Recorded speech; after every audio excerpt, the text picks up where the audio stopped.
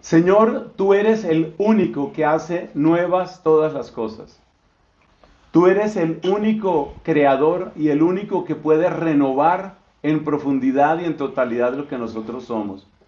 Bendice este momento, bendice con la gracia de tu Espíritu Santo a Lina en estas palabras que nos va a dirigir. Trae, Señor, el auxilio del Espíritu Santo y la protección de nuestros santos ángeles custodios para que estemos atentos y obtengamos el mayor fruto, según tu voluntad, en lo que vamos a escuchar. Esta intención la ponemos en las manos de María Santísima y apelamos a su hermoso corazón inmaculado. Dios te salve María, llena eres de gracia, el Señor es contigo. Bendita tú eres entre todas las mujeres y bendito es el fruto de tu vientre Jesús. Santa María, Madre de Dios, ruega por nosotros pecadores, ahora y en la hora de nuestra muerte. Amén. En el nombre del Padre, y del Hijo, y del Espíritu Santo. Amén. Gracias, Fray Nelson.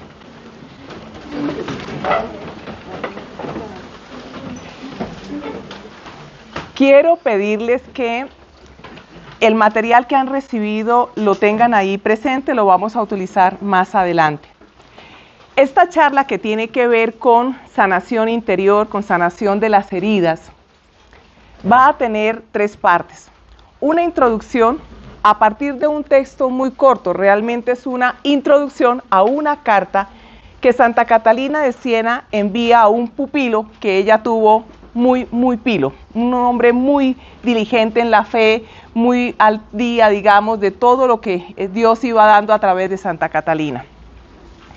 Y luego vamos a entrarnos ya en una revisión de cuál es el efecto que tienen las heridas emocionales no sanadas en nuestra vida. Pero vamos a verlas con un enfoque que es un poco distinto de lo que suele aparecer normalmente en los libros de psicología, porque vamos a enlazarlo con nuestra fe, porque realmente el daño que hace llega hasta allá, hasta tocar nuestra relación con Dios. Y finalmente haremos la conclusión de nuestro tema. Entonces quiero pedirles que tengamos los oídos muy atentos. No es propiamente una hora fácil, pero veo los ojos muy abiertos, eso me da esperanza, ¿cierto? Y vamos entonces a hacer la introducción a partir de la carta 37 del epistolario de Santa Catalina. Ella la envía a Fray Nicolás de Guida. Este era un médico que decidió hacerse fraile. Entonces yo quiero que nos ubiquemos en el contexto de la carta. Catalina, a la que llamaban la Mama, quería entrañablemente a sus hijos espirituales. Catalina le está hablando a uno de sus discípulos más especiales, a Fray Nicolás de Guida. Si ella en la introducción le escribe algo especial, porque la carta además es bellísima, estamos hablando del amor y del interés genuino, auténtico, profundo, del bien que Catalina quiere producir en Nicolás de Guida. Creo que ahí ya nos ubicamos todos en el eco de estas palabras que había en el corazón de Catalina cuando escribía hacia este discípulo suyo. Miren ustedes lo que ella les dice. Queridísimo Hijo en Cristo, el dulce Jesús, lo saluda. Yo, Catalina, sierva y esclava de los siervos de Jesucristo, te escribo en su preciosa sangre con el deseo de verte morador de la celda, del conocimiento de ti mismo y de la bondad de Dios en ti. Esa celda es una morada que la persona lleva consigo a donde quiera que vaya. En ella se adquieren las virtudes verdaderas y reales, especialmente la humildad y la caridad ardentísima. Catalina le habla aquí de 3 aspectos que yo quiero que destaquemos. Voy a ir entre el texto y lo que quiero que vayamos resaltando. ¿Cuál es la primera idea clave en este punto que quiero que tengamos foco en ella? Ella le habla de que existe una celda. En la doctrina de Santa Catalina se conoce como la celda interior. Hemos oído hablar muchas veces quizás de ella. ¿Pero qué es la celda interior? Miren, si quieren, tomen nota de lo siguiente. La celda interior es la morada más importante que voy a tener en esta vida. La celda interior es la morada más importante en la que tú vas a estar. Y es tan importante, así no tenga cemento, no tenga ladrillos, ¿ok? Porque es allí donde se reúne dentro de tu conciencia, dentro de ti, todo lo que tiene que ver con tus pensamientos, tus recuerdos, tus afectos, tus propósitos,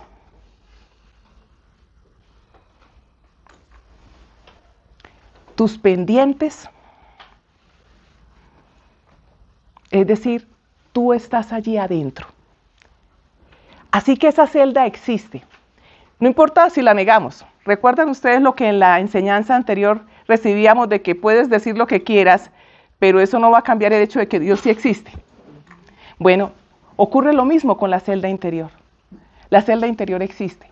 Y la vas a habitar con amarguras, desesperaciones, tristezas, depresiones, o la vas a habitar con pensamientos, afectos, propósitos, recuerdos sanados en Cristo. Pero la vamos a habitar, indudablemente. Así que es importante tomar conciencia de que existe. La celda interior es una realidad. Por eso Catalina le habla de esto a Guido en su primera, digamos en la parte primera de esta carta, ¿ok? Lo otro es que, dado que existe y que vamos a estar en ella, no podemos huir. Miren, podemos huir tal vez por momentos, a través de diversión, de adicciones, de entretenimiento, de hacernos los que no entendemos, los que no queremos, los que no sabemos, de tratar de vivir afuera de nuestro todo el tiempo. Pero tarde o temprano llega un amanecer, un anochecer, una situación cualquiera a la que, para adentro, a la celda interior, a vivir con lo que te habita. Entonces, la celda interior es real, es la morada más importante que tienes y no importa lo que digas, no vas a poder huir de ella. Siempre en algún momento entraremos allí. Catalina, de hecho, lo que nos propone es que vivamos en la celda interior. Eso es lo que ella nos propone. Que esta celda interior sea renovada, habitada por Cristo. ¿Y qué significa habitada? Que Él pueda disponer. Cuando tú habitas una casa, ¿qué haces con esa casa? La dispones, tú cambias, abres cortinas, las cambias de color, ubicas los muebles, limpias, reformas, organizas. Le agregas luz, colorido. Si tienes todos los recursos, y en Cristo tenemos todos los recursos para arreglar nuestra celda interior. Entonces, por eso ella nos invita a vivir en la celda interior, que no significa apartados del mundo, porque es ahí donde tenemos que cumplir nuestra misión, y es ahí donde le damos la gloria a Cristo. Pero sí conscientes de que existe ese espacio interior que necesitamos habitar y necesitamos arreglar, ¿ok? Esa es la primera idea clave de este saludo de Catalina a Fray Nicolás de Guida. La segunda idea que quiero que entendamos aquí a partir de este tema es que es allí donde es posible encontrar paz y fortaleza para nuestra vida. Solo en la celda interior se encuentra paz y fortaleza. Afuera encontramos entretención, distracción, pero paz y fortaleza solo adentro. Es la única forma. Y eso se logra si trabajamos dos aspectos, que es lo que ella le plantea a Nicolás de Guida. Por un lado, conocernos a nosotros mismos. Es decir, yo llego a la paz y a la fortaleza interior a través de dos trabajos. El primero, conocerme a mí mismo. ¿Qué significa conocerme a mí mismo? Pues descubrir quiénes somos en realidad. ¿Quiénes somos cuando nadie nos ve? ¿Quién eres tú cuando nadie te ve? Cuando estás solo con tu celular, cuando no hay una supervisión. ¿Quién eres tú cuando callas y solamente son los pensamientos los que se mueven allí, los que nadie más logra alcanzar? ¿Quién eres tú cuando estás con miedo, cuando estás con tristeza? ¿Quién eres tú cuando tienes tristezas o tienes recuerdos que quisieras como cerrar y que jamás volvieran a salir? Es decir, ¿qué es lo que habita al final y al cabo la celda interior? ¿Dónde están esas faltas de perdón, las que falta por pedir o las que no has recibido y tampoco has entregado? ¿Sí? Es que me cuesta perdonar. ¿Qué es lo que hay dentro? Conocerlo verdaderamente Es uno de los elementos que se necesita para alcanzar paz y fortaleza. Pero dijimos que habían dos trabajos. El primero es conocernos a nosotros mismos. El segundo tiene que ver con conocer la bondad de Dios. Porque viviendo afuera nos ha ocurrido muchas veces que no aprendemos a relacionarnos con Dios. Para muchas personas, la relación con Dios es cumplir una serie de tareas. Entonces voy a misa, hago el rosario, hago las novenas, me confieso y hay una lista de chequeos, pero esa son prácticas religiosas importantísimas, pero se necesita una relación con Dios. Descubrir la bondad de Dios, pues le ayuda a uno a relacionarse con Él. ¿Quién ha sido Dios en mi vida? ¿Quién es Dios en este momento? Lo que cantábamos hoy en la mañana, ¿cuál ha sido su misericordia en la mañana y cuál ha sido la fidelidad, el perdón, la nueva oportunidad, el nuevo día de vida que Él nos regala cada mañana? Porque es una nueva oportunidad. Muchos se acostaron y no se levantaron. Y no por pereza. ¿Ok? Pero además el poder decir al final del día, qué bueno ha sido el Señor. Poder descubrir las muchas muestras de su amor a lo largo del día, por las cuales pasamos de una manera muchas veces indiferente. Descubrir la bondad de Dios entonces para podernos relacionar con Él y entender además que nada podemos darlo por sentado, que de Él lo recibimos todo, que de Él dependemos. Así que vamos a dar un repaso, porque sé que es una hora exigente, pero los veo todavía conectados, eso me alegra muchísimo. La primera idea clave en esta carta de Catalina es que existe una celda interior y que no podemos huir de ella. Y que la segunda idea entonces sería que podemos alcanzar paz y fortaleza solamente en la celda interior. Afuera podemos tener entretenimiento, inclusive entretenimiento calmado. Tú vas, te paras frente a una playa, frente a un lago, no hay ruido, te centras en el ambiente, pero luego llegas y te encuentras de nuevo con todo lo que habita la celda interior, a lo que quizás no le has puesto orden, a lo que no has evangelizado, lo que no le has entregado al Señor. ¿Ok? Vámonos entonces para la tercera idea. La tercera idea es que en las celdas en donde se adquieren las virtudes, ella le dice, en ella, hablando de la celda interior, se adquieren las virtudes verdaderas y reales, especialmente la humildad y la caridad ardentísima. ¿Por qué Catalina le habla a Fray Nicolás de Guida de las virtudes? Porque nosotros aquí vamos a hacer justamente la diferencia en lo que tiene que ver con la manera en que se abordan el tema de las heridas emocionales. El daño de una herida emocional que no se ha sanado no llega únicamente hasta el impacto psicológico o al relacionamiento con otras personas. Va mucho más allá. Es más sutil, más dañino y diría yo, más profundo. El problema de las heridas emocionales que no se han sanado, además de lo que ya mencionamos, es que se comportan como grietas a través de las cuales el pecado va entrando sutilmente y se va instalando en nuestra vida. Quiero darles algunos ejemplos para que entendamos, porque ese, digamos, es como el enfoque diferente que vamos a manejar aquí, ¿verdad? Hablemos, por ejemplo, de cómo una herida emocional no sanada se va transformando entonces en, por ejemplo, reacciones de las que nosotros no somos dueños. Reacciones agresivas, reacciones de violencia o por el contrario, porque siempre que tenemos una herida no sanada vamos a tratar de abordarla por exceso o por defecto. Y hay personas que desarrollan unos comportamientos supremamente agresivos y no son capaces de controlarse. O supremamente inhibidos, se retraen, no hablan, no opinan, no dicen nada, una actitud casi que pusilánime en la vida. Ok. Esto está hablando de que se han instalado los pecados de soberbia, por ejemplo. Porque en la agresividad lo que busco es que sea la fuerza, el golpe, el grito, el que mande. Y me impongo a través de ello. Y no crean ustedes que la otra actitud no conduce a la soberbia.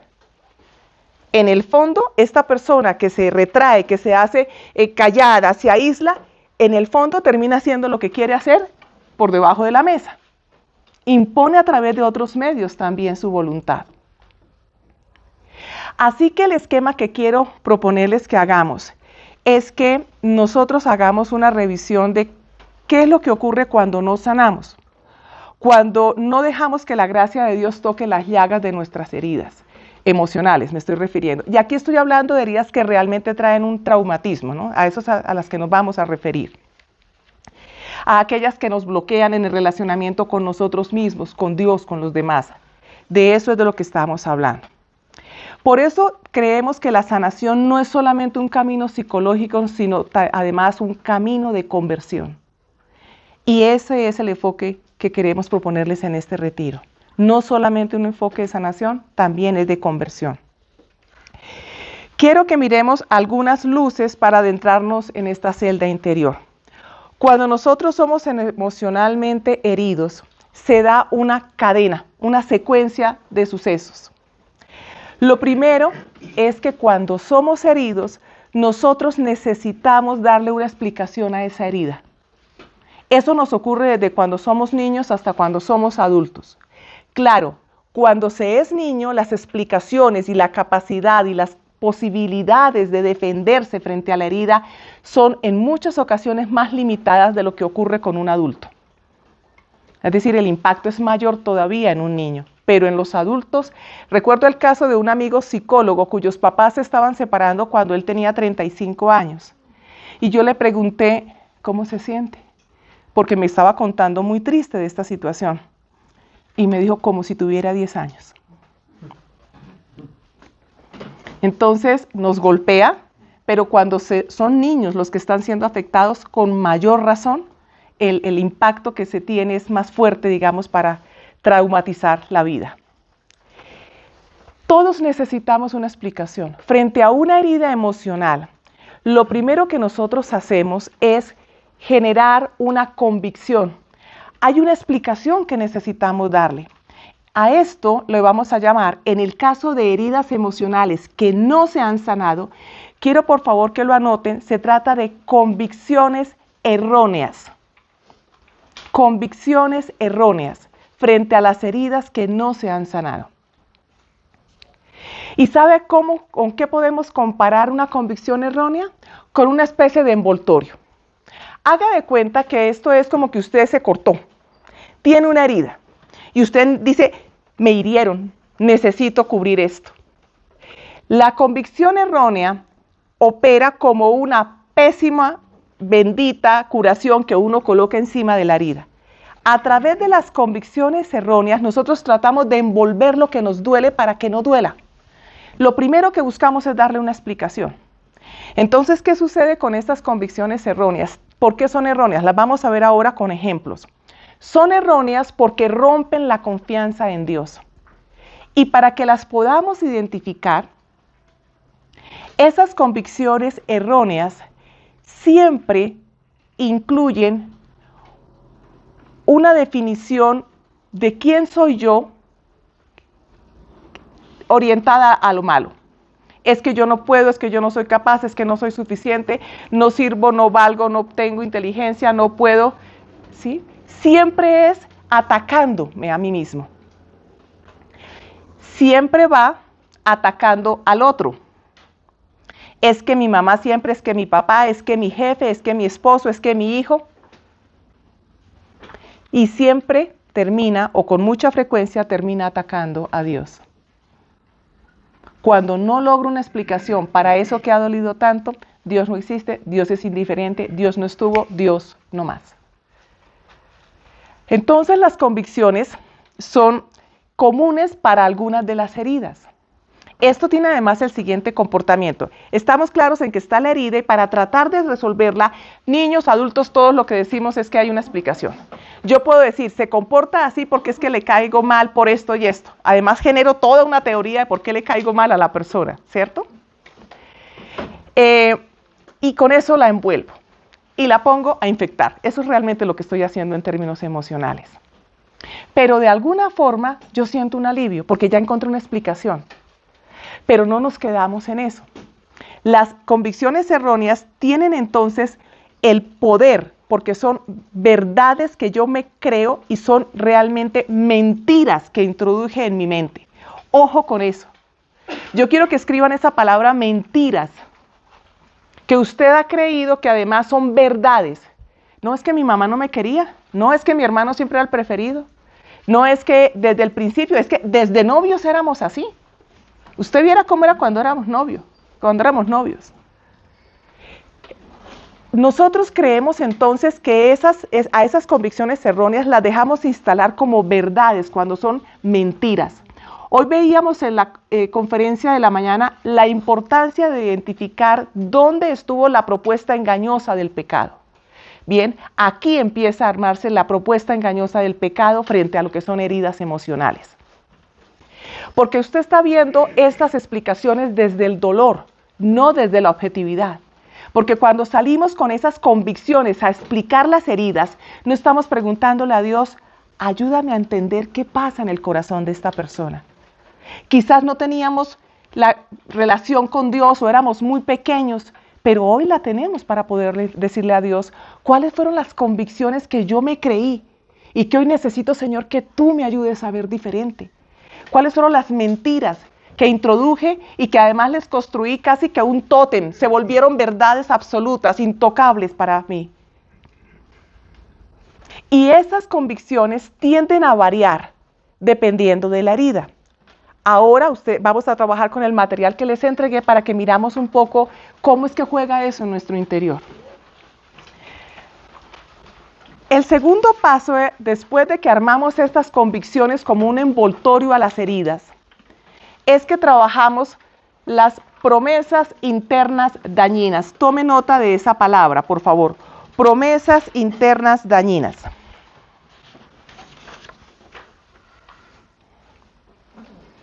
Entonces, si las convicciones eran ideas con las que yo trataba de explicar la herida para contener un poco el dolor, ¿cierto?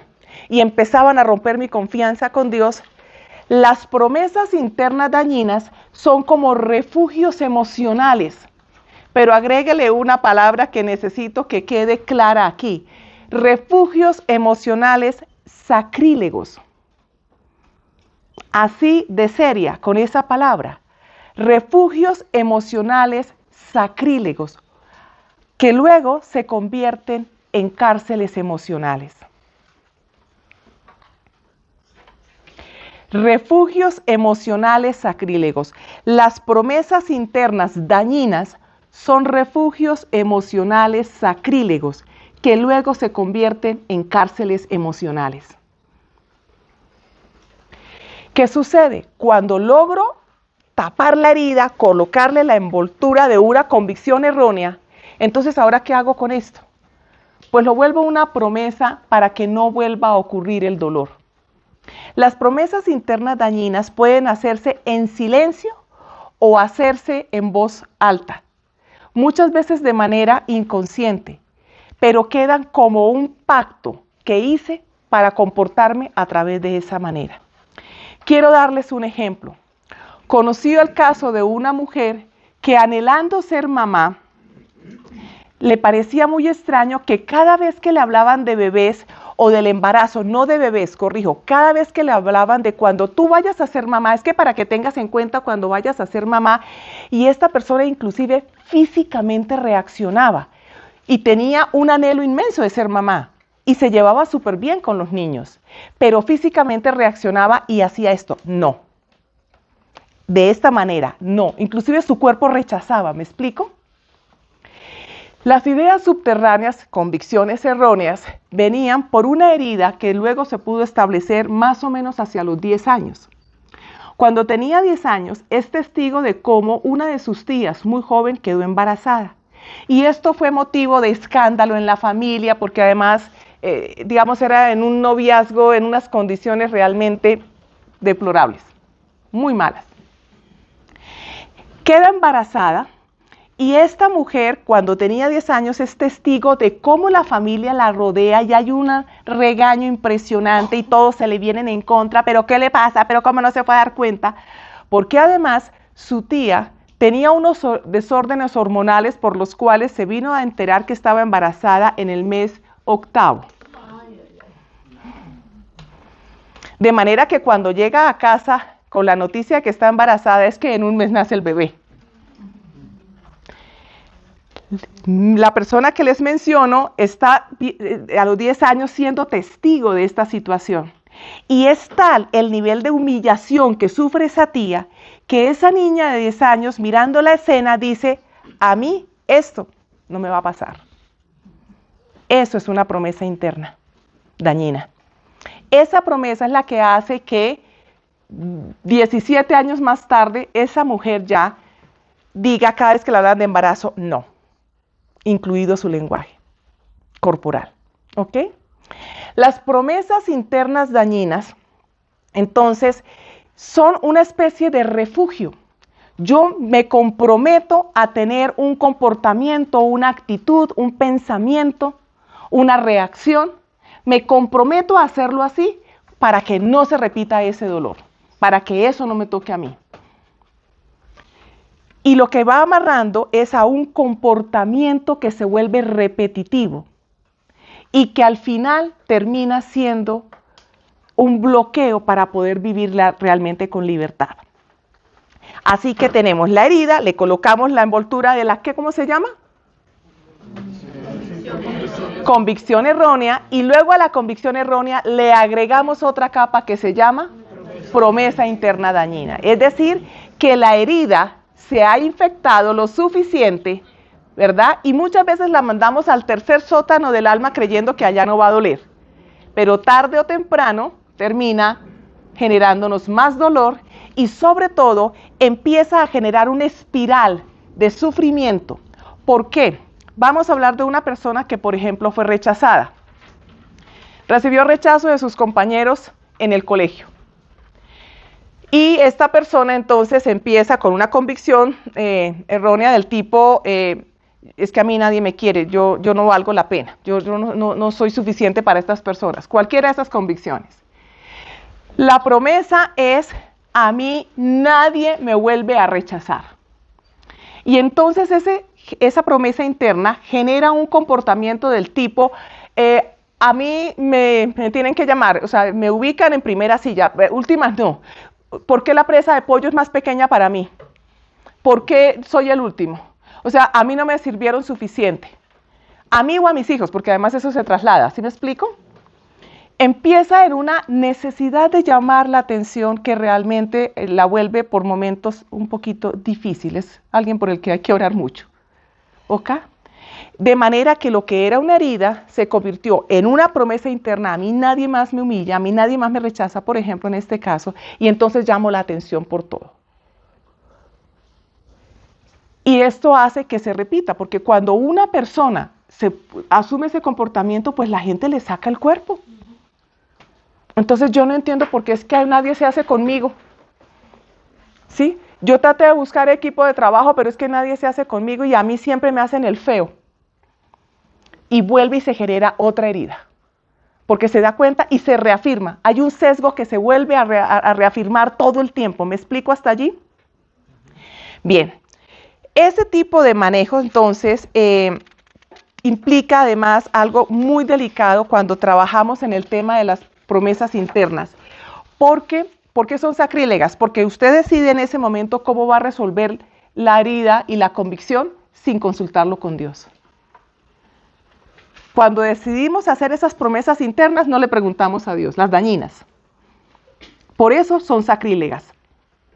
Y eso lo que abre es la grieta permanente para que se siga ampliando la espiral de más dolor y de más heridas. ¿Estamos hasta aquí? Bien.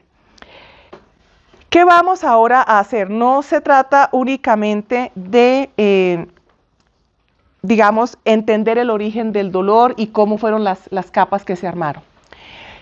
Las promesas dañinas que nos llevan a estos castillos emocionales terminan llevándonos a comportamientos que siempre te están atados a pecados capitales. Siempre.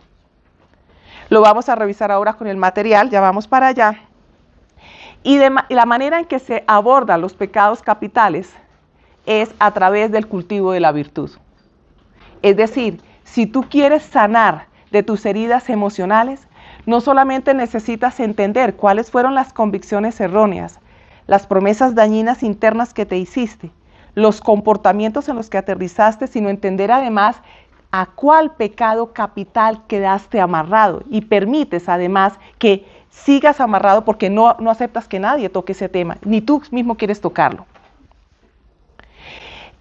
Esas promesas internas que ya van en ese momento en un comportamiento esclavizante, no solamente te esclaviza a ti, sino a los que tienes alrededor. Miren, vivir con una persona que todo el tiempo necesita aprobación es difícil, no es fácil. Una persona que todo el tiempo está esperando que le elogien, que no se le puede hacer ningún comentario porque toda corrección la recibe como si fuera una crítica destructiva, porque fue humillado, rechazado o abandonado, cualquiera de las diferentes heridas, no hace fácil el ambiente en casa. De manera que el comportamiento esclavizante no solamente te esclaviza a ti, sino que también se lleva por delante a las personas que quieres. Ese es el gran problema aquí. Y entonces quedamos amarrados, por ejemplo, a un pecado de soberbia. Y la única forma es, digamos, con el pecado de soberbia, es a través del cultivo de la virtud de la humildad. Humildad para confesarnos, humildad para entender lo que nos pasó, humildad para traerlo a los pies de Cristo, humildad también para entender que el otro que me hirió estaba herido, humildad para perdonar. Por eso Catalina cierra su saludo a Fray Nicolás de Guida hablándole de las virtudes, de la humildad y de la caridad ardentísima, porque solamente por un amor, el amor a Dios y el amor de Dios por nosotros, podemos abordar esto hasta las raíces. Podemos quedarnos en los niveles psicológicos, pero si tú quieres cerrar las brechas de lo que además te está separando de Dios y que está alimentando tu vida eterna en el purgatorio, y espero que no sea sino hasta ahí, pues entonces tenemos que entender cuáles son los pecados capitales en los que estamos incurriendo a causa de que no hemos trabajado en nuestras heridas emocionales. ¿Alguna pregunta hasta aquí? ¿Estamos claros? Bien. Quiero entonces que miremos el tema de cómo es la relación de las heridas emocionales no sanadas y los pecados capitales. Jefferson, dime. Hay unas heridas que ni siquiera nosotros mismos queremos tocar, ¿cómo llegamos? Listo, me pregunta que cómo llegamos a las heridas emocionales que ni siquiera hemos querido tocar. Allá llegamos, tranquilo, ¿vale? Ok. Allá vamos a llegar, tranquila. Allá vamos a llegar. A las que no hemos identificado.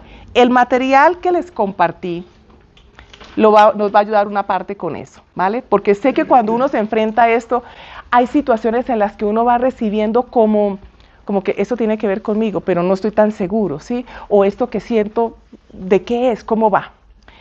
Hemos visto el esquema general de herida, convicción, promesa interna dañina, comportamiento esclavizante amarrado al pecado capital. ¿Listo? En el material que les compartí, ustedes tienen una tabla con 5 columnas. La primera columna habla de cuál es el tipo de herida emocional. La segunda columna habla de 3 ejemplos de convicciones erróneas típicas. Las convicciones erróneas podrían estar relativamente asociadas a un tipo de herida. Es decir, casi siempre que hay herida de abandono, estas 3 que tenemos aquí como típicas y que ahora vamos a revisar más en detalle pueden aparecer. Lo que cambia de ahí en adelante es que las convicciones pueden disparar a múltiples, diferentísimas tipos de promesas internas dañinas. Doy un ejemplo. Hablemos de 2 hermanos que están en el mismo hogar y de repente papá decide que se va de casa porque tiene un amante y los abandona. Y además viene una situación económica muy difícil porque mamá no da abasto para sostener el hogar. Estas 2 personas, hablemos de que pueden ser 2 hijas, ¿cierto? Están sufriendo la misma herida, las mismas condiciones, herida de abandono. ¿Estamos claros hasta allí? Bien. Pero las convicciones inclusive pueden ser las mismas. Cada una de estas hijas puede pensar como, yo no fui suficiente para que mi papá se quedara. realmente mi papá no me amaba. Él me decía que yo era su consentida. Él me decía que yo era la más inteligente, que yo era muy inteligente, me decía mi papá, pero no fue suficiente. Se fue, nos dejó y ahora ni siquiera responde, ni nos llama, ni nada, está desaparecido. Las dos con exactamente la misma lectura. Pero la promesa interna dañina puede disparar de formas diferentes. Una de estas hijas podría decir algo así como, pues bueno, si no fui suficiente, no vuelvo a necesitar a nadie. O sea, a mí no me vuelven a abandonar, por esta no vuelvo a pasar. Y no tiene que decirlo en forma verbal. Inconscientemente puede decir, yo no vuelvo a necesitar a nadie, punto. Y esa es su promesa interna dañina. Con esa promesa interna dañina, esta mujer va a desarrollar unos comportamientos que pueden ser, por ejemplo, de aislamiento. Una persona retraída, no se involucra con nadie, pero además puede ser una persona con dificultades inmensas para tener una relación afectiva en el futuro. En la medida, y he conocido casos en que una relación va tomando como seriedad, la persona enseguida busca la forma de desaparecerla. O sea, se porta mal, empieza a armarle problema a la otra persona con tal de que se acabe la relación. Porque esto está cogiendo pinta de serio, ya, si esto se pone serio, entro en el riesgo de que me abandonen. Esa es la reacción de una de estas hijas, hasta ahí estamos, ¿verdad? Bueno, vámonos ahora con la otra hija. La otra hija dice, pues no fui suficiente, pues me voy a volver suficiente. Y me vuelvo suficiente es que yo soy la que abandono, a mí no me vuelven a abandonar. Y asume un comportamiento de picar aquí y allá, enamorar aquí y enamorar allá, coquetear aquí, coquetear allá, y lo que termina entrando es en un pecado de lujuria. En un comportamiento esclavizante, ¿cierto? De abrir muchas relaciones aquí y allá, de utilizar su cuerpo casi que como moneda de cambio en términos de yo te atraigo, pero cuando te tengo aquí soy yo la que te despido. En el caso primero, el pecado capital que estaba allí era el de la soberbia. Los demás no merecen que yo me relacione con ellos. Así que el ciclo completo termina no solamente en la parte psicológica, va a la parte espiritual, mis hermanos. Y no solamente nos afecta a nosotros, bombardea a las personas que tenemos alrededor nuestro. ¿Cómo vamos a entender este cuadro? Ustedes ven que primera columna tiene la herida emocional, en la segunda están las convicciones típicas, luego las tres últimas columnas están en un recuadro que está marcado con una línea más gruesa. ¿Por qué? Porque si bien las convicciones erróneas típicas son típicas, de ahí puede disparar a cualquiera de las promesas que tenemos en ese cuadro remarcado. ¿Me explico? Puede ir a muchas opciones. Yo estoy dando aquí algunos ejemplos. Ese cuadro de las tres últimas columnas de nuestra tabla incluye el ejemplo de promesas internas dañinas, el ejemplo de ataduras a pecados capitales y virtudes que sanan. ¿Cómo lo vamos a leer? Voy a hacerlo de manera que una vez que termine con la primera herida, ya vamos a ir entendiendo para las siguientes heridas cuál es la ruta, porque no tiene su ritmo de lectura, digamos. Ya les explico. Vámonos con la primera, el abandono. Este es el resultado de que una persona que es importante para ti te aparta, te menosprecia o te ignora. Puede ser causada también porque papá o mamá no estuvieron. Hay sensaciones, situaciones de abandono porque papá trabajaba demasiado. Así fuera cariñoso los muy pocos momentos que estaba.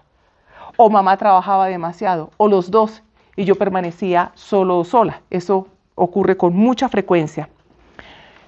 ¿Cuáles son las convicciones típicas? A nadie le importo, estoy sola o solo en este mundo, no soy importante, otros valen más que yo. ¿Y cómo se dan las promesas internas dañinas? Por ejemplo, la primera que vamos a revisar aquí.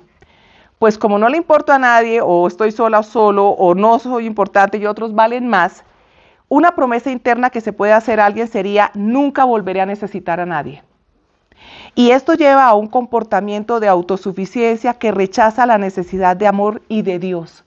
Muchas personas que tienen dificultades en el relacionamiento con Dios, el origen está en un abandono paterno. Muchas personas que tienen dificultad en el relacionamiento con la Virgen María, el origen está en un abandono de su mamá.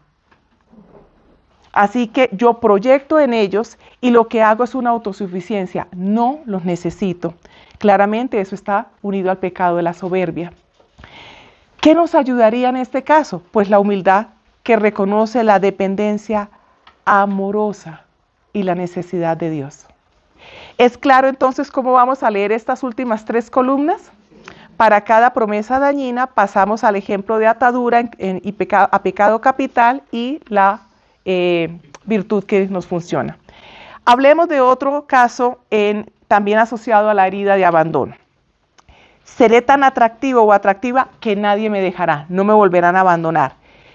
Se usa el cuerpo o la seducción para obtener atención. Y esto termina atando a la persona al pecado de lujuria. Y ese pecado de lujuria se contrarresta con la castidad que ordena nuestro deseo afectivo y sexual hacia el amor verdadero. Voy a ir más despacio en la última y luego avanzamos a la siguiente herida, la última promesa dañina, asociada al abandono en este caso. Si no me apego a nadie, no sufriré. Desconexión emocional y evasión del compromiso afectivo, que es una atadura al pecado capital de la pereza y que se contrarresta con la virtud de la diligencia, que persevera en los vínculos y en las responsabilidades del amor. Miren, el abandono se da por exceso o por defecto, digamos, la reacción cuando no es sanado. Con mucha frecuencia en las relaciones afectivas puede pasar esto. La persona tiene un apego evitativo y es de lejos, conmigo no me interesa, no me importa, haz lo que tú quieras, tu vida, yo mi vida. Eso sería cuando hay un manejo por defecto. Pero cuando el manejo es por exceso, la persona se convierte literalmente en el tapete de la relación. Pasa por encima mío, haz lo que quieras, pero no me abandones. Maltrátame, haz lo que quieras, monta un amante, lo que tú quieras, pero no me abandones. Y los demás no logran entender. Y la misma persona no logra entender por qué no rompe ese vínculo afectivo tan nocivo. ¿Ok? Avancemos a la segunda herida, que es la de rechazo. La herida de rechazo se origina cuando nuestra existencia, nuestros pensamientos o sentimientos o una parte de nosotros son rechazados, o cuando percibimos que alguna de nuestras actuaciones o características nos excluyen del lugar en el que nos gustaría estar.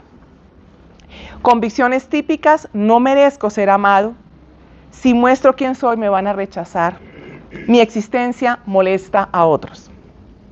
Miremos ahora cómo se arma la maraña a partir de las promesas internas dañinas en la herida de rechazo. Debo ser perfecto, perfecta para que me acepten, y entonces la persona desarrolla un orgullo perfeccionista que busca amor a través del mérito. Y qué difícil cuando llega a una compañía en donde además las decisiones las de ascenso se toman por manejos políticos y no por mérito. Pero es que yo sí hice el trabajo, pero es que yo sí cumplo, pero es que yo sí hago. O se convierten en personas que es fácil de esclavizar, porque tú les colocas la cantidad de trabajo que quieran y ellos, con tal de lograr la perfección y el mérito y el alcanzar y el puntaje y más y más y más, se dejan sobrecargar todo el tiempo. Posponen familia, posponen salud, posponen todo para poder llegar a obtener la aceptación a raíz de esa herida de rechazo que no fue sanada. ¿Esto a qué nos lleva? A instalar el pecado de soberbia, que de nuevo solamente a través de la humildad como virtud podríamos sanar, no solamente aquí. Es que lo que se trata no es de que nos duela menos, es de que no nos afecte aquí, no nos afecte en la eternidad. Por eso vamos hasta el tema de pecado y virtud. Otro tipo de promesa dañina en esta herida de rechazo: me volveré invisible para no ser herido o herida. Y esto lleva a una inhibición de mostrarnos como personas auténticas y de ser pasivos para no exponernos. Nos retraemos, me mantengo callado. ¿Cuál es entonces el pecado que se instala en ese caso? La pereza. Y la virtud que nos ayudaría, la diligencia, que cultiva la expresión auténtica, el que tú puedas mostrarte. Y además, ¿sabes qué? Que puedas mostrar la obra que Dios está haciendo en ti. Lo cual no solamente sana tu herida, sino que ayuda a sanar a otros. Y no solamente habla bien de ti, sino que especialmente y más especialmente le da la gloria a Cristo. Una última promesa dañina en el caso de la herida de rechazo. Rechazaré primero a los demás antes de que me rechacen. Yo me les adelanto. Pues aquí hay lo que llamamos un rechazo preventivo a través de la crítica o agresión para protegerse. Y esta es una forma de instalar el pecado de la ira. Y la ira se trabaja a partir de la virtud de la mansedumbre para dominar la reacción agresiva. ¿Cuántas veces tratas a otras personas por esto? Así. Las tratas mal, porque esta es la herida que tienes pendiente. Pero también te ayuda a leer al otro. ¿Por qué tienes actitud conmigo? ¿Por qué tienes actitud en casa? ¿Por qué tienes actitud en el trabajo? Es esto, si lo logramos identificar, pues estamos llamados a orar también por esa situación que vive esa persona. Pasemos a la herida de humillación. Esta se presenta cuando experimentamos muchas críticas, burlas o comparaciones con mensajes negativos sobre nuestra forma de hacer las cosas, nuestras capacidades, nuestras habilidades, ideas, gustos y también sobre nuestras opiniones. También cuando hacen las cosas por mí y nunca se me ha permitido tomar decisiones o correr riesgos. Y aquí llamo la atención sobre las mamás. Mamás, cuando ustedes sobreprotegen a un hijo, cuando le hacen todo, cuando ustedes por consentirlo, porque es el único, porque es el menor, porque es el más especial, porque es el que es más cariñoso conmigo, por lo que ustedes quieran, cuando ustedes le hacen todo a un hijo, lo están hiriendo. Lo están hiriendo porque lo están tratando de alguna manera diciéndole no eres capaz, no eres suficiente. Eso es lo que termina entendiendo el chico o la chica, el niño o la niña.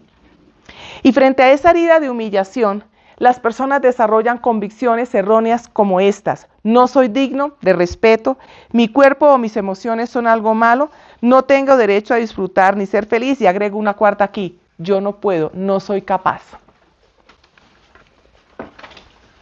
Muchos de los muchachos que están criados de esta manera, con esta herida, salen a buscar retos para demostrar que sí son capaces.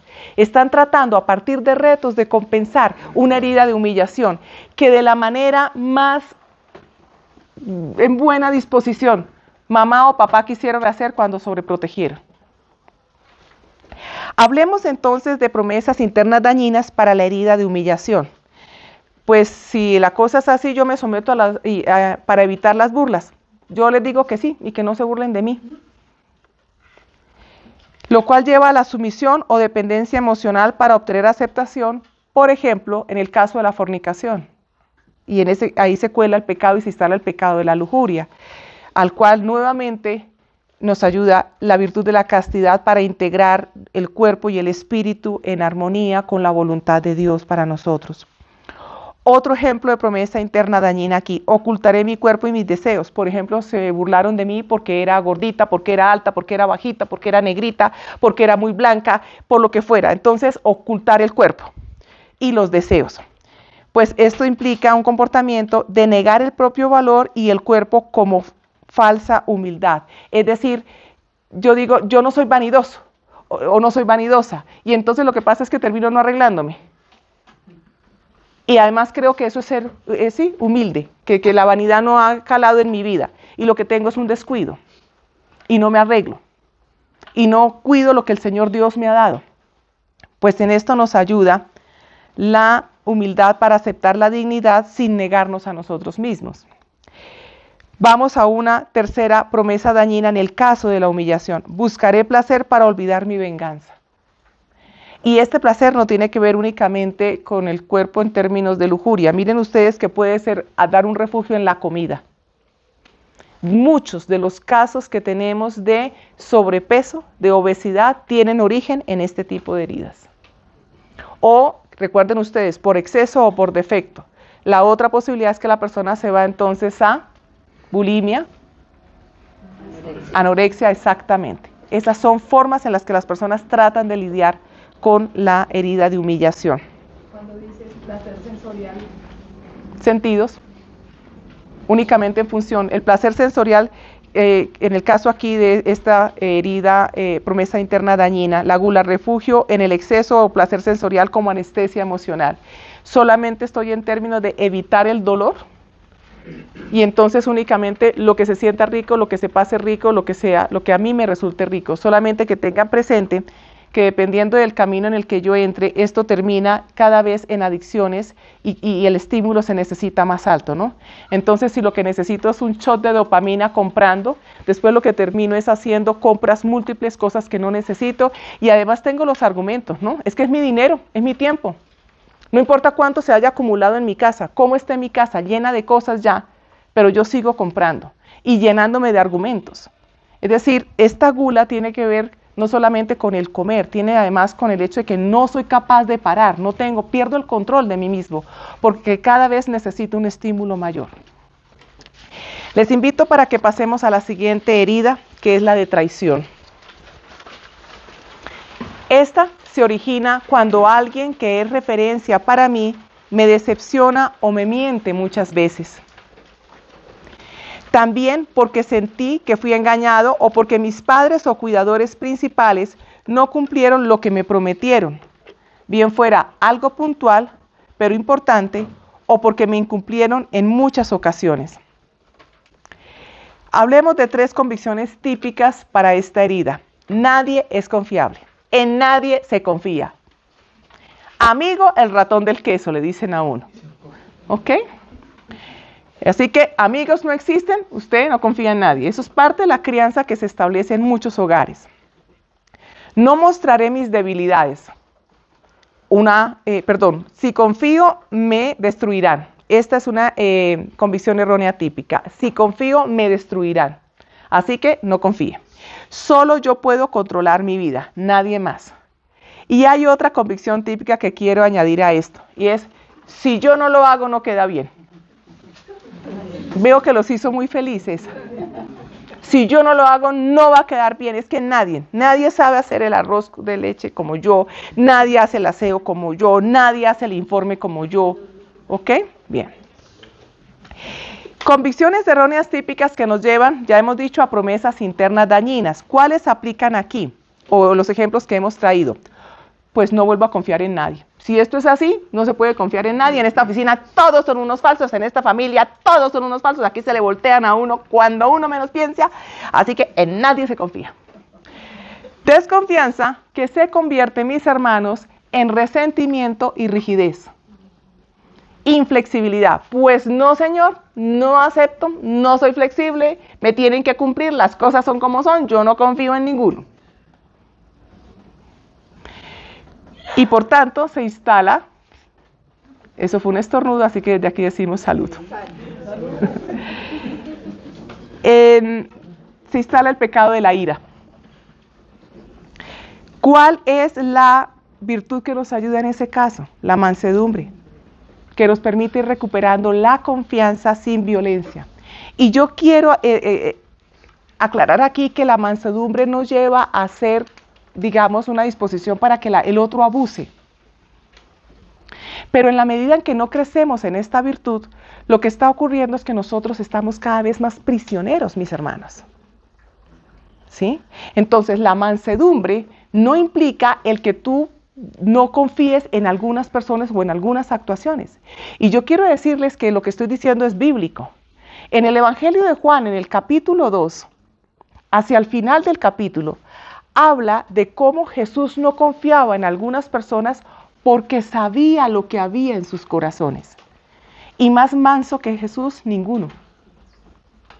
De manera que lo que necesitamos es el discernimiento del Espíritu Santo para poder entender cuál es la confianza que entregamos. Pero no para retener la confianza que sí podemos dar y adicionalmente para no perder la paz en ese cuidado y en ese control, porque lo que trae la herida de traición es un exceso de control.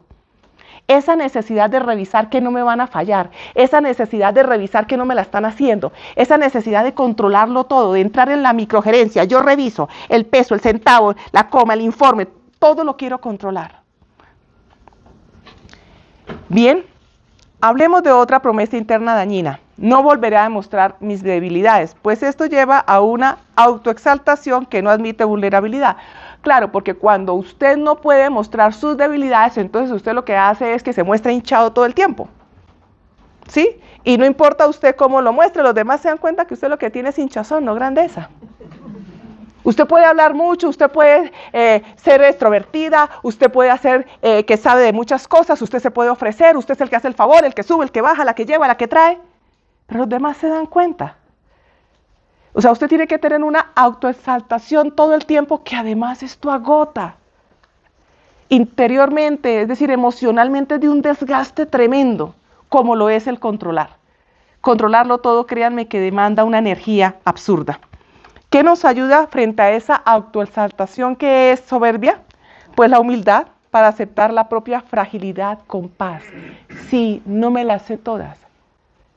No tienes que sabértelas todas, no tienes que poder con todo, no tienes que hacerlo todo, pero con paz. Hablemos de una tercera promesa dañina en el caso de la herida de traición. Controlaré todo para no volver a ser herido. Pues esto nos lleva a la necesidad de poseer o retener el poder y de tener seguridad. Y instala en nosotros el pecado capital de la avaricia. ¿Por qué? Porque cuando usted quiere controlarlo todo, quiere tener toda la información, todos los detalles. Dígame dónde está, pero en tiempo real, comparta mi ubicación. Los que más se rieron fueron los señores. Debo advertirlo. ¿Ok? Frente a la avaricia, ¿qué nos ayuda? La generosidad, porque libera el control para confiar en la providencia. Vuelve y juega. No significa no controlar. Porque resulta que cuando estamos heridos por la traición, recuerden, por exceso o por defecto, puede pasar que la persona quiere controlarlo todo. O puede ser que lo deja todo suelto. Y eso no es confianza en la providencia, eso es descuido también. Todo. No le pongo cuidado a nada, cada quien hace. Ellos ya son grandes, que tomen sus decisiones y tienen 10 años y no quieren ir a misa hoy. Pero que tomen sus decisiones. Ellos son libres. Me he encontrado con papás así. Bien, avancemos a la herida de injusticia. Esta herida se origina cuando la educación que recibimos fue ejercida de una manera severa, autoritaria, imponiéndonos los puntos de vista de nuestros padres o cuidadores y obligándonos a seguir un modelo, es decir, una crianza muy exigente. Les recuerden ustedes, vuelve y juega, que las heridas van por exceso o por defecto, ¿no? Me he encontrado con personas que decían, mira, es que a mí me ponían la vara todo el tiempo aquí en mi casa, yo realmente no tenía derecho a equivocarme. Pero también me he encontrado con personas que dicen, es que a mí no me pusieron vara ninguna. Es que yo tenía 11 años y si yo quería llegar a la medianoche o si de pronto yo no llegaba a mi casa no pasaba nada. Era como si no les importara. Entonces, o por un extremo de imposición o por una soltura completa en las normas en casa. ¿Qué pasa con la herida de injusticia? Conduce a convicciones típicas de este tipo. La vida es cruel y los buenos siempre pierden. Y esto le pasaba inclusive al salmista. Salmo 72, ustedes lo van a leer más adelante, en sus casas. Se queja de frente con Dios. ¿Por qué a los buenos nos va así? Yo veo toda esta mano de corruptos que salen todos los días en el Antiguo Testamento Post, el periódico de la época, ¿cierto? Y no les pasa nada. ¿Por qué si yo veo que se enriquecen y yo veo que cometen maldad tras maldad no les ocurre nada? Ok, él también aquí está hablando de, sí, la vida es cruel y los buenos siempre pierden. Esas son las convicciones. La diferencia del Salmo 72, y que esto lo tengan presente para cuando lean la escritura, por favor, es que hace toda la declaración de sus crisis, de sus convicciones internas erróneas. Pero hay un punto en el que cambia el Salmo 72.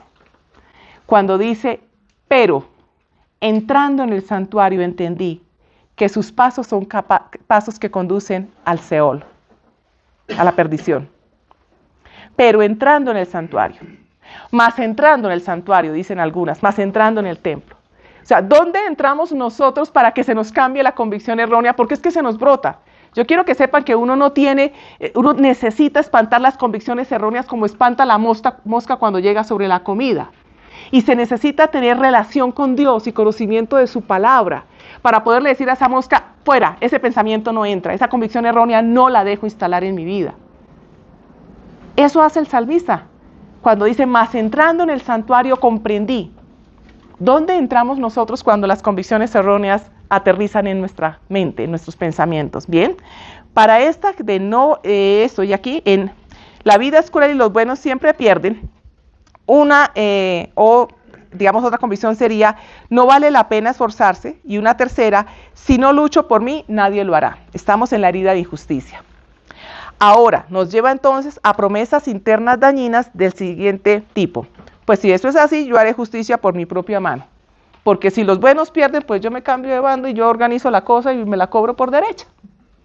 Me la pusieron fácil, le dicen a uno, ¿cierto? Inclusive. Esto instala el deseo de venganza y el resentimiento constante.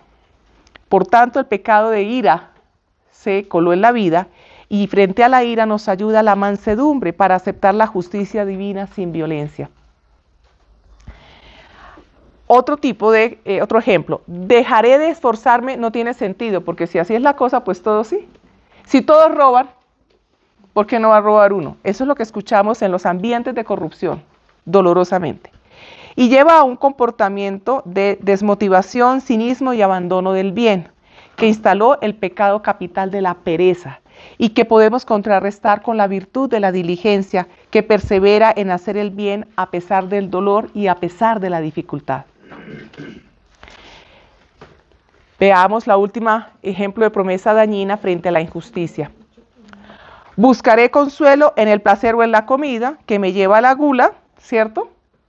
Y que solamente podría sanar a través de la virtud de la templanza, para encontrar un equilibrio sin buscar refugio en los excesos. Todo lo que manejemos por excesos, mis hermanos, ojo con esto para poder ir identificando todo lo que usted busca en la vida a través de compensaciones. O sea, ese es uno de los elementos para poder encontrar la cadena convicción errónea, promesa interna dañina, comportamiento esclavizante y pecado capital instalado. ¿Cuáles son las compensaciones que usted hace? Cuando usted quiere desquitarse, ¿cómo se desquita? Mejor dicho, es decir, cuando usted dice es que me lo merezco. Ese me lo merezco está hablando de cuáles son las compensaciones que usted hace. Y esas compensaciones, detrás de ellas, allá en el sótano tercero, allá está la herida infectándose todavía, ¿ok? Otra forma de encontrarlas son los atajos que usted busca en la vida. Los atajos, por ejemplo, ¿cuántas mujeres para verse más bellas recurren al atajo de la cirugía plástica? Y luego no basta con una, sino con otra y con otra, ¿cierto? No me extiendo en más ejemplos porque ya estamos cortos de tiempo. Pasemos entonces a abuso físico. Se presenta cuando fuimos golpeados con violencia. También en este vamos a incluir lo que corresponde al abuso verbal, cuando somos insultados. Aun cuando ese podría, dependiendo de las características, ir a humillación. Pero en el caso de abuso físico, las convicciones erróneas típicas son: el mundo es peligroso, mi cuerpo no tiene valor, el poder es la única defensa. Y genera las siguientes marañas, una promesa interna dañina del tipo: nadie me vuelve a tocar, a mí nadie me pone un dedo encima, que hace un cierre defensivo que rechaza la ayuda o la ternura. Nadie me vuelve a lastimar, nadie me pone un dedo encima, pero entonces soy incapaz de dar y menos aún de recibir un abrazo. Ustedes saben, en familia espiritual abrazamos mucho y hay personas que llegan y al principio es muy complejo. Uno se da cuenta porque uno trata respetuosamente de acercarse en el momento de la paz, ¿cierto? Pero usted siente dificultad para diferenciar entre la persona y un poste de la luz. Porque son así, absolutamente así, escasamente mueven las manitas un poquito, ¿sí? Cuesta muchísimo relacionarse, el tener un abrazo, el recibir un abrazo. Recuerdo en este momento el caso de una persona que llegó a familia espiritual y en algún momento estábamos conversando y esta persona hace un apunte de mucha chispa, muy jocoso, muy bien. Y para felicitarla, porque era una chica, yo levanté la mano, como diciéndole, choque 5. Cuando yo levanto la mano y hago esto, la persona hace esto. Díganme ustedes qué había en la celda interior de esta criatura para que esa fuera su reacción. Dificultad para poderse relacionar con su cuerpo, con la esfera, con el continente, como hemos recibido en algunas enseñanzas de Fray Nelson, de la corporeidad. Bien, ¿a qué nos lleva esto? Pues a que en ese caso, ese cierre es soberbia instalada. Todo lo que te aísle, todo eso que te lleva a no me relaciono con otros, significa que estás instalando la creencia de que tú eres suficiente. Y debajo de eso hay un pecado de soberbia, que nuevamente se trata a partir de la humildad. Otra promesa interna dañina, pues ignoraré lo que siento. Esto se pasa a la página y listo, se acabó. No hay más, del tema no se vuelve a hablar. Esto habla de una desconexión del cuerpo y las emociones, que puede instalar el pecado capital de la pereza, porque nosotros nos negamos a reconectar el cuerpo y los afectos de una manera sana. Última de la herida de abuso, la última promesa, ejemplo de promesa interna dañina. Pues si esto es así, si esto es a los golpes, dominaré a otros antes de que me dominen, porque el que golpea primero, golpea 2 veces, exactamente. Así que hay un dominio o agresión como control preventivo. Entonces, buenos días y ladran. Más o menos el comportamiento es así, ¿ok? Una agresividad, un comportamiento permanente al choque y la manera de, digamos, eso instala el pecado de la ira, es la mansedumbre la que transforma la fuerza en cuidado y respeto. Ojo con eso, cuidado y respeto frente a la agresión física, frente al abuso físico, y esto no se logra sino a través de la virtud. Última herida que vamos a tratar acá tiene que ver con el abuso sexual, que ocurre cuando sucedieron comportamientos de naturaleza sexual sin mi consentimiento explícito, violación o intento de violación, caricias o manoseos sexuales, obligación a realizar actos sexuales al cuerpo del agresor. Esta herida tiende a traer convicciones típicas como no valgo por lo que soy, solo por lo que doy. O del tipo mi cuerpo es sucio o mi cuerpo es peligroso. También del tipo no puedo confiar en el amor. Veamos la maraña de promesas internas dañinas, comportamientos esclavizantes y pecados capitales instalados. Un ejemplo de promesa interna dañina, pues si esto fue así, usaré mi sexualidad para obtener control, lo cual nos lleva a usar el cuerpo como un medio de control o de poder, claramente asociado al pecado de la lujuria, y que solamente a través de la castidad que purifica el deseo y nos orienta al amor verdadero, puede ser completamente sanado.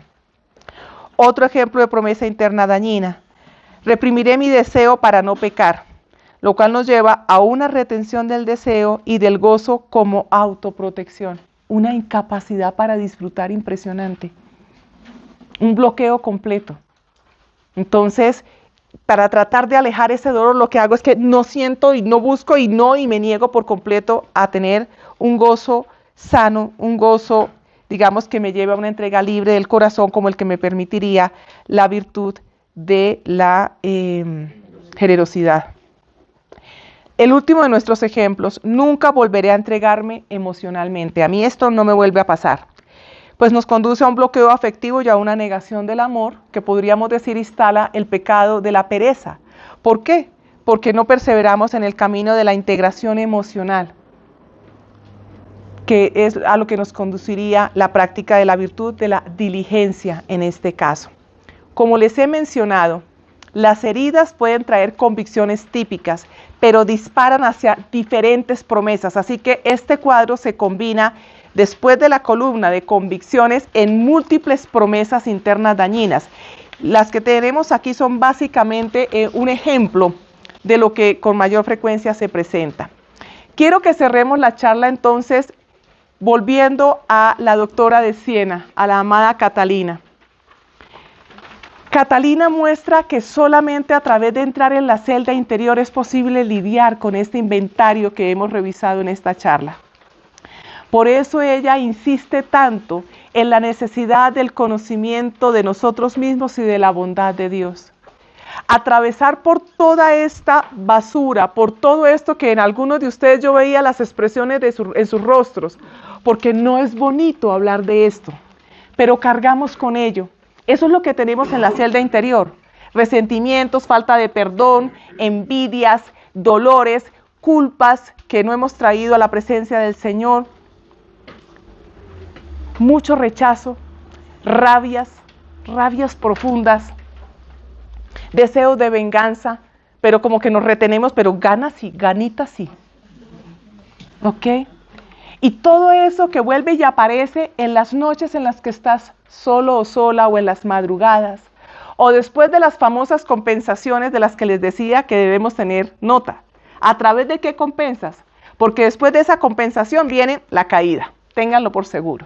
Y estás instalado en medio, Dios, casi hago un daño, en medio de la celda interior pésimamente, llena de inmundicia.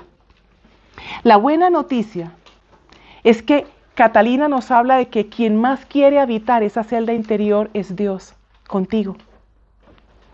En la centella del alma, Dios está en lo profundo de tu ser y Él anhela que tú le permitas poner en orden esa celda interior. Hoy lo veíamos cuando hacíamos la oración de la mañana con Efesios capítulo 1, versículos 17 y 18. Hablaba San Pablo allí de cómo él decía: clamo al Dios de Jesucristo, el Padre de la gloria, para que les conceda la sabiduría y el entendimiento para llegar al pleno conocimiento de Él. Y yo le compartía a algunas personas en el receso: díganme ustedes, entendamos un poco de lo que nos está diciendo allí San Pablo. San Pablo habla del Padre de la gloria, el Padre. Si es el Padre es porque fue primero. Si es el Padre es porque es el grande, el mayor. En Él está todo, es el Padre de la gloria, la plenitud le pertenece.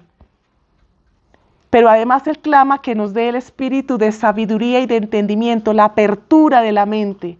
¿Para qué? Para conocerlo plenamente. Dios quiere que lo conozcamos. ¿Y dónde lo conocemos? En la celda interior.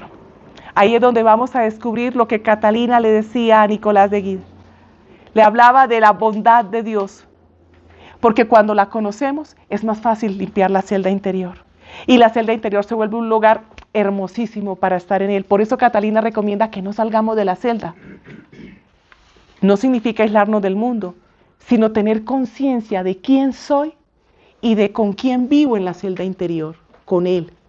No con esa pesadilla de pensamientos, de recuerdos, de resentimientos, de amarguras, de vergüenzas, de tristezas, de pendientes, de todas esas cosas que solemos cargar. El Señor Dios nos ha regalado su amor manifiesto a través de Cristo y con la ayuda del Espíritu Santo para que podamos poner orden en la celda interior, para que verdaderamente alcancemos la paz y la fortaleza de la que ella habla a este fraile en esta carta número 37. Yo le pido al Espíritu Santo que nos ayude a entrar. Veo algunas personas llorando y yo sé lo que esas personas están viviendo, por eso me conmoví. No voy a mirar para ningún lado. Por eso me conmoví, porque vi a alguien llorando y sé lo que esa persona está viviendo. Yo le pido al Espíritu Santo que nos ayude a usar un papel tan simple como este.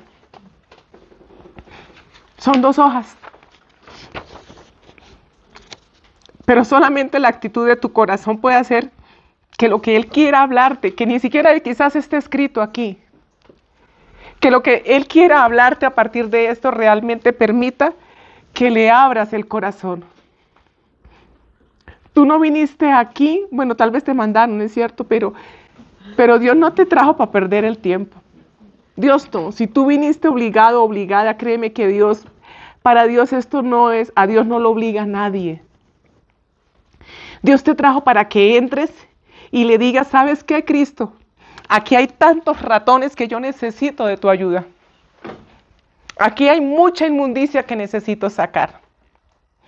Y Él es tan hermoso, tan maravilloso, tan bueno, que lo va a hacer poco a poco. No tengas miedo.